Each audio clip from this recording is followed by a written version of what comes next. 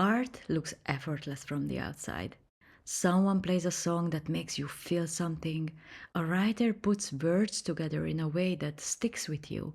A painter brings color to a blank canvas like it was always meant to be there.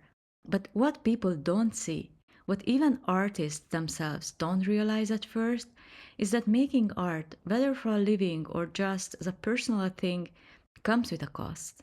And not just in the obvious ways like money or time to create. The real sacrifices are often quiet ones, the things you don't notice slipping away until they are already gone. Time and stability gone. The first thing art demands is time. That part's obvious. People talk about how long it takes to get good at something, how you need thousands of hours to master a craft. But even beyond that, art takes time in ways you don't expect.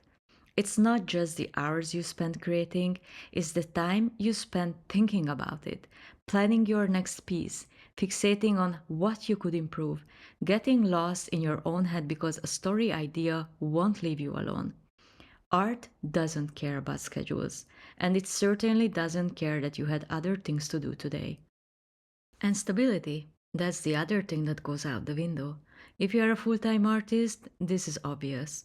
Income is unpredictable, work comes and goes, and no matter how successful you are, there is always that whisper in the back of your head, what if this is the last thing I will ever sell?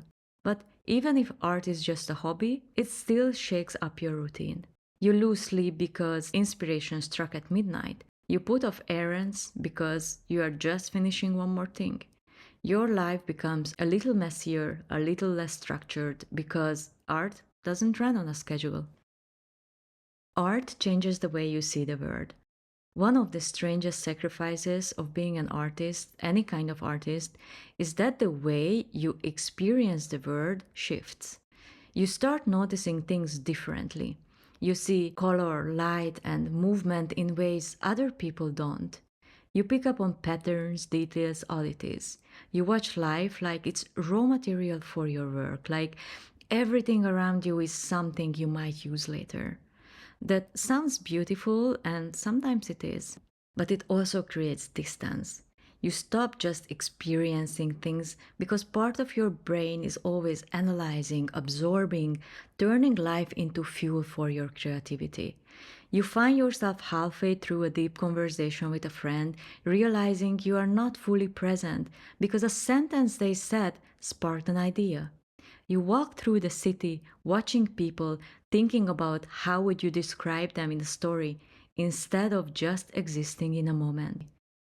And there is the curse of knowing how much better things could be. Once you understand what makes a song great, an artwork balanced, a story powerful, you start noticing when things don't work. You stop being able to enjoy movies because all you see are plot holes. You hear a song and fixate on what should have been different. You see a painting and immediately know why it feels off. Art trains you to be critical, and sometimes the critical eye makes it harder to just appreciate things the way you used to. Relationships get complicated. Art is lonely even when you are surrounded by people. You can be in a room full of friends and still be somewhere else entirely, stuck in your own head, thinking about the thing that you're creating. And that's if you even made it to the social event in the first place. It's not that artists don't care about relationships, it's that art demands so much attention that other things start to fade away into the background. You forget to text people back. You miss calls because you are deep in a project. You disappear for days, weeks, months into your work. And even when you do make time for people, there is the fact that not everyone gets it. Some do, of course, other artists, supportive friends, the rare people who understand why you need to disappear for a while. But a lot of people don't. They don't understand why you are spending hours on something that isn't making money, why you are obsessed with perfecting a tiny detail no one else will even notice, why you can just turn it off and focus on more practical things. Slowly, inevitably, you start drifting away from people who don't understand. And sometimes, for many artists, that means ending up alone.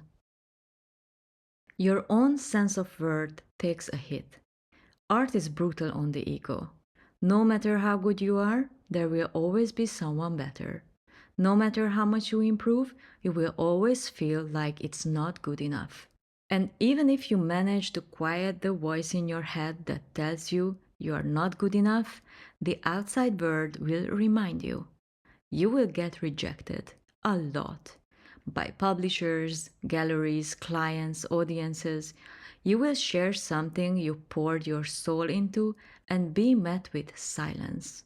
You will watch other artists, sometimes ones you think aren't even as skilled as you, get recognition and success while you struggle in obscurity. And even if you do get recognition, it never feels like enough. The goalposts keep moving. You think if I could just sell one piece, I would be happy. Then you sell one, and suddenly you need to sell 10. You think if I could just get 1,000 followers, I would feel validated. Then you hit that number, and it doesn't feel like anything at all. Art makes you constantly question yourself. It makes you feel like you will never be good enough, like you're always chasing something just out of your reach. And the worst part, that feeling never fully goes away. And yet, we keep doing it. For all the things art takes from us, for all the ways it complicates and isolates and exhausts us, we still keep coming back to it. Why? Because despite everything, art is one of the rare things that makes life feel meaningful. Because those moments, when a painting finally feels right, when a melody clicks, when you write a sentence that punches you in the chest, those moments make all the sacrifice feel worth it.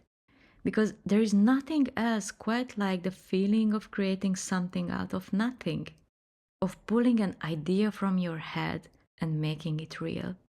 Because at the end of the day, even if art never loves us back the way we want it to, we still love it.